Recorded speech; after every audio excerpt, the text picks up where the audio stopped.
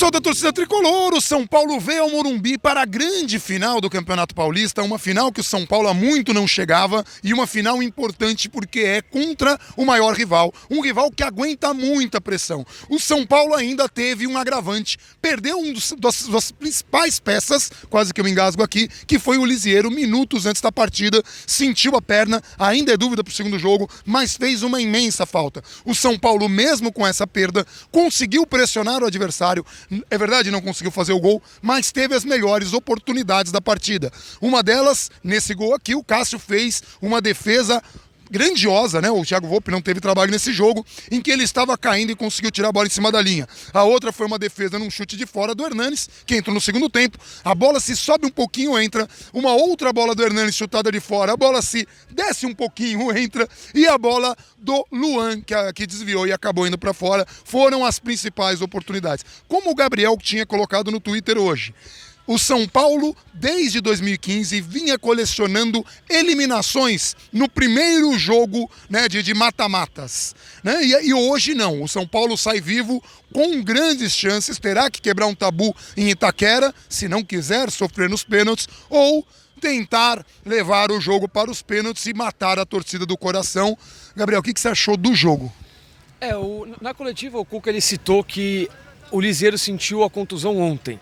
E aí ele teve o sábado, momentos do sábado ali para tentar treinar a formação que foi a campo hoje, que foi uma formação bastante diferente, né? Você pegou o Everton e o Everton Felipe, deixou os dois ali trocando de posição pela esquerda, só o Luan marcando com um pouco mais de afinco, pela direita o Igor Gomes e o Antony. O Antony também sentiu, parece que estava sentindo fraco, ele teve alguma questão, o Cuca disse que ia ver se era coisa de alimentação dele, se era o momento, por ter apenas 19 anos e estar enfrentando o maior público da carreira dele, o principal jogo da carreira dele, não sabia, mas tivemos esse desfalque, já tínhamos a ausência do Pablo, já tínhamos a ausência do Hernani, já tínhamos grandes desfalques para esse jogo, ainda assim, e tudo isso faz com que a gente precisasse entender ainda mais o jogo de hoje contra um rival que está mais acostumado do que nós a jogar um momento desse recentemente. Apesar disso tudo, tivemos muitas semelhanças com o primeiro jogo, com o jogo da semifinal contra o Palmeiras. São Paulo é ligeiramente melhor, apesar dos desfalques, as principais chances foram do São Paulo, apesar do Corinthians ter tido duas chances muito grandes, com o Gustavo numa falha do Reinaldo e num escanteio que o Henrique subiu sozinho. Uma falha horrorosa de marcação, uma chance claríssima para o Corinthians. E das que você citou, você esqueceu da do Nenê no segundo tempo, que era só empurrar para dentro, ele acabou não acertando a bola no lance que o Hudson subiu com o zagueiro do Corinthians, não lembro quem era, e acabou não conseguindo colocar para dentro. Ainda assim, a gente teve o Arboleda, excepcional, melhor jogador em campo, anulando a principal jogada do Corinthians. O primeiro tempo foi inteiro do Corinthians no sentido de jogo esfriado, jogo morno, cai no chão, bate tiro de meta, demora 6 horas, bola parada, demora 3 dias para bater uma bola parada. Esse é o jogo do Corinthians fora de casa, a gente já sabia disso, só que tudo isso somado à força deles no jogo aéreo. Arboleda perfeito no jogo aéreo, perfeito nas bolas estouradas pro Cleison. O Carneiro também ajudou na defesa? Não, pro Gustavo. O Carneiro também ajudou nas bolas paradas mais especificamente. Mais na defesa que no ataque. Mais na defesa que no ataque. No ataque, o São Paulo sentiu muito a falta do Pablo, por exemplo, porque o Carneiro não foi bem tecnicamente, o Everton Felipe voltou a fazer partidas daquelas que não agradavam muito o torcedor, o Everton tomou decisões erradas, o Antony teve esse problema que a gente já teve, o Igor mostrou personalidade, mas sozinho ele não conseguiu articular muito. Quem se destacou demais foi o Luan, depois do Arboleda, o melhor jogador em campo. E o São Paulo conseguiu criar essas oportunidades que a gente falou.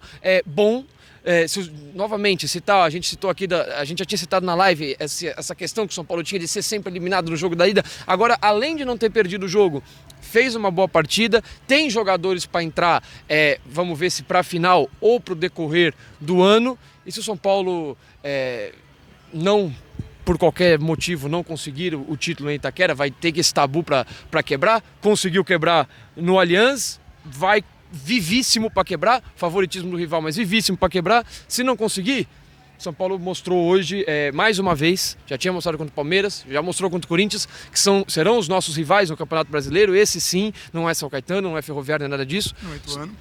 não é Ituano, mostrou que o São Paulo tem um caminho para seguir para o restante do ano. E quando o Gabriel fala de quebrar o tabu, gente, é bom que fique claro, o São Paulo não venceu na partida normal, mas nunca tinha feito um ponto em Itaquera e eliminou o Palmeiras no Allianz Parque. Eu falei Itaquera, Allianz Parque, que eu já estou pensando no segundo jogo. E aí tem dois lances que a gente precisa comentar aqui. Um possível pênalti para o São Paulo e um possível pênalti para o Corinthians. Vamos começar pelo rival. Na verdade, vamos começar por um outro.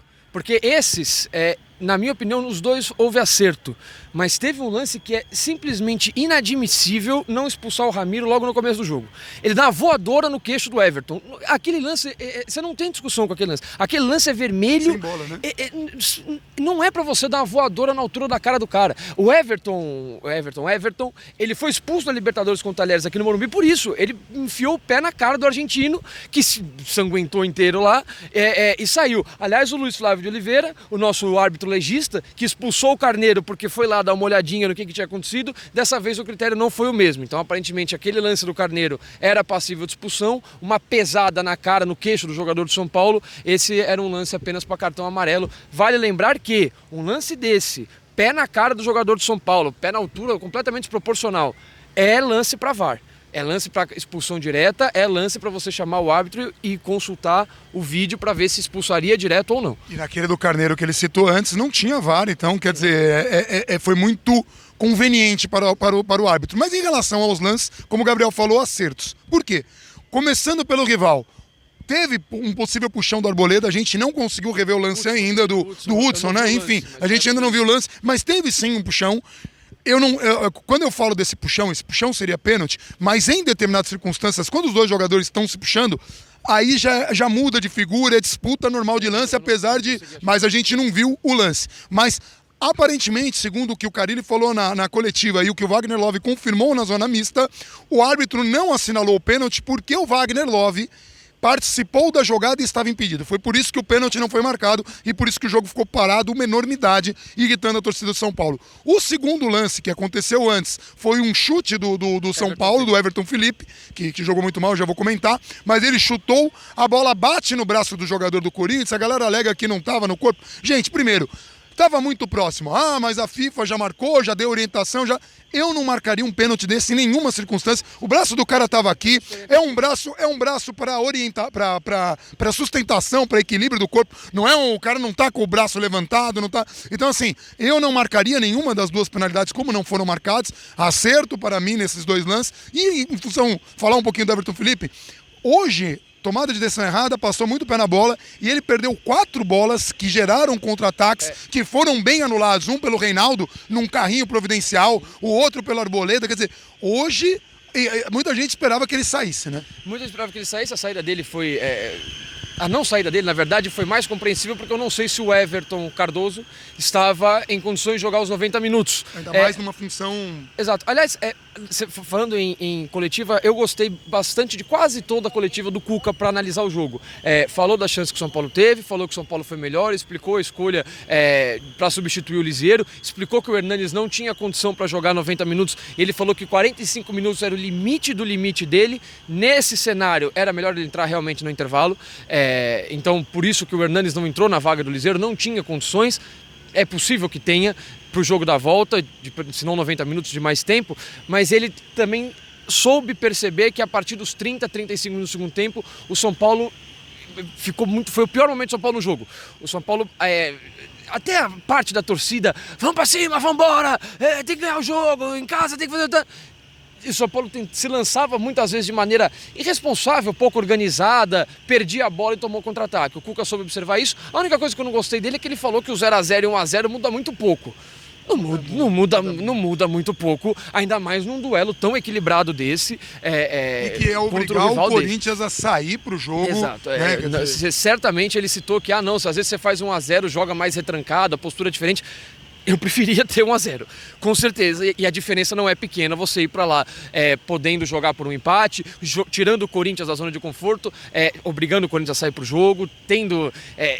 Sempre que o Corinthians esse ano teve que fazer esse tipo de jogo, pouquíssimas vezes deu certo, muitas vezes sobrou espaço, muitas vezes fez de maneira desorganizada, muitas vezes apelou muito para chuveirinho de qualquer jeito, e nós temos hoje Arboleda e Bruno Alves que estão dando conta disso com a bola rolando, né? Então...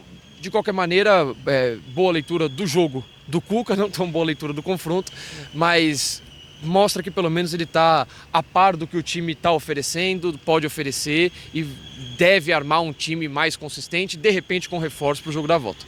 E é isso, São Paulo conseguiu jogar como time grande, que era o que faltava em alguns anos, jogar de igual para igual com principais rivais, mesmo com os desfalques, não sentiu. O jogo foi 0-0, mas estamos vivos para o jogo de Itaquera. A gente volta na terça-feira, 9 horas da noite, na live. A gente vai falar muito mais sobre esse jogo, a gente vai conversar com todo mundo, então não perca. Essa é uma live de pré-final e talvez tenha ainda um contextualizando, seguramente terá sexta-feira.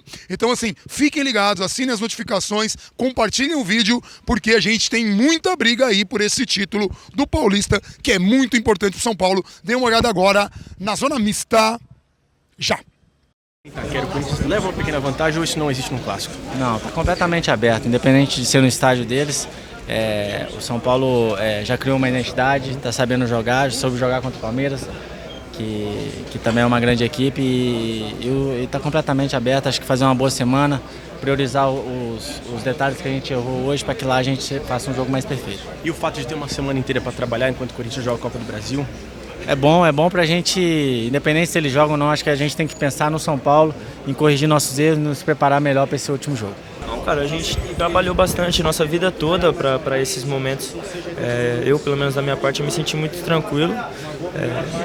Eu acho que o grupo todo está de parabéns pela atuação. Pecamos um pouquinho no último passe, mas a gente vai em busca do erro. É um problema crônico do São Paulo, Igor, porque é um time que hoje, por exemplo, pressionou, mas tem dificuldade para fazer gols. Não, cara, eu não acredito que não. A gente treina forte toda semana, finalização, tudo. Acho que se a gente continuar trabalhando, uma hora isso passa. Como é que foi um primeiro jogo de final como profissional? Como é que foi sentir todo esse clima? 60 mil pessoas aqui no Morumbi? Cara, primeira coisa tem que elogiar a torcida porque foi uma festa maravilhosa. Algo que eu sempre sonhei na minha vida, mas eu gostaria muito de ter saído com a vitória. Não saí. A gente saiu com empate, não estamos totalmente contentes, mas estamos contentes com a nossa atuação. Então, continuar trabalhando forte para a semana e ir lá buscar o título lá na casa deles. É tentar calar Itaquera. Com certeza. Qual a postura que o São Paulo deve ter domingo que vem para sair com o título em Itaquera? Bom, acredito que a mesma postura que a gente teve hoje, tratar de buscar o jogo, de jogar futebol. Hoje, infelizmente, o resultado não veio. Mas a gente sai de cabeça erguida pela grande atuação que a equipe teve. A equipe se propôs a jogar, se propôs a buscar oportunidades de gol e um pouco chateado pelo empate, mas feliz pela postura do time que tentou buscar o gol durante os 90 minutos. É o momento de virar uma vitória finalmente lá em Itaquera do São Paulo? Bom, se Deus quiser, a gente vai trabalhar ao máximo essa semana para poder surpreender o Corinthians dentro da sua casa e poder conquistar esse título. Até que ponto vai pesar a tranquilidade para o São Paulo jogar fora de casa diante do Corinthians na casa corintiana? Bom, nosso time é um time jovem, mas ao mesmo tempo é muito inteligente. Então a gente vai se propor a jogar futebol, a não esperar o Corinthians, procurar fazer o jogo que a gente fez hoje. De velocidade, de chegada, e eu tenho muita convicção que se a gente fizer o mesmo jogo que fez hoje, na semana que vem essa bola vai entrar e a gente vai poder ganhar esse título. Volpe, o São Paulo tem um tabu ainda em Itaquera, né, de não ter vencido lá. Isso pesa de alguma forma? E se o jogo for para os pênaltis, você está preparado para bater novamente? Não acredito que não pesa, é uma motivação a mais. O fato de nunca ter ganhado lá é uma motivação a mais para nós jogadores irmos lá e deixar o nosso melhor para trazer esse título para o São Paulo. E se tiver disputa de pênalti, estaria à disposição novamente.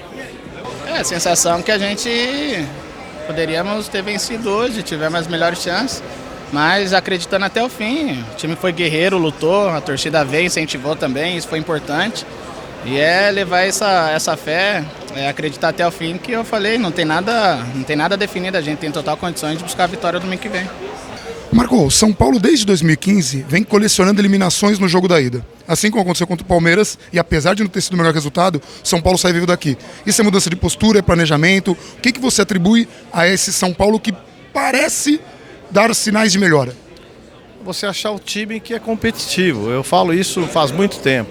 São Paulo passou por uma fase da idolatria, né? Ainda guarda um pouco desse sentimento. E o time tem que ser competitivo. Você pega equipes aí que você Se bobear, tem que ler o nome pelo crachá para saber quem é quem. E as equipes competem, vencem e superam seus limites. Então, o São Paulo apostando nos garotos, que são fundamentais em termos de velocidade, recomposição, oportunidade.